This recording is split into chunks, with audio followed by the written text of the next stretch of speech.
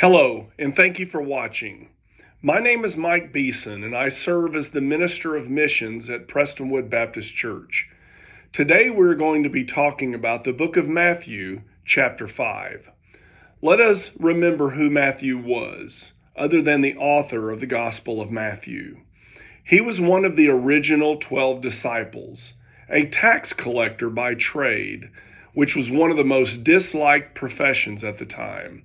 Tax collectors were synonymous with sinners.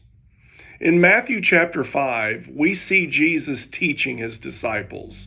Earlier in chapter 4, we learn by this time there are great multitudes following him, coming from many different regions.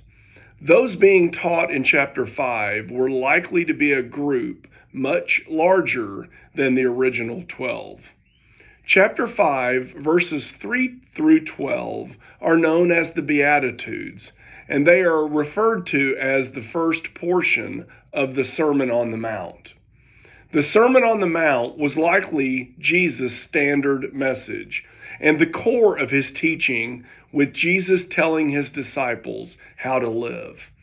It outlined the character of kingdom citizens. Let's go a little deeper today in our study of verses 10 through 11, which state, "Blessed are those who are persecuted for righteousness' sake, for theirs is the kingdom of heaven. Blessed are you when others revile you and persecute you and utter all kinds of evil against you falsely on my account." We are not to limit our idea of persecution to only physical opposition or torture. In verse 10, those who are persecuted are ones for righteous sake and not for their own stupidity. In verse 11, they are persecuted for the sake of Jesus. It did not take long for these words of Jesus to come true to his early followers. Jesus' followers heard enemies say all kinds of evil against them falsely for Jesus' sake. Early followers were falsely accused of cannibalism, immorality, revolutionary fanaticism, splitting of families, and even treason.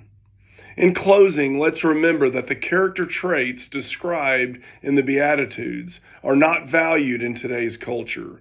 We do not often hear of awards being handed out to the most pure of heart or the most poor of spirit. Regardless, these character traits do describe the character of the citizens of God's kingdom. May you have a blessed day.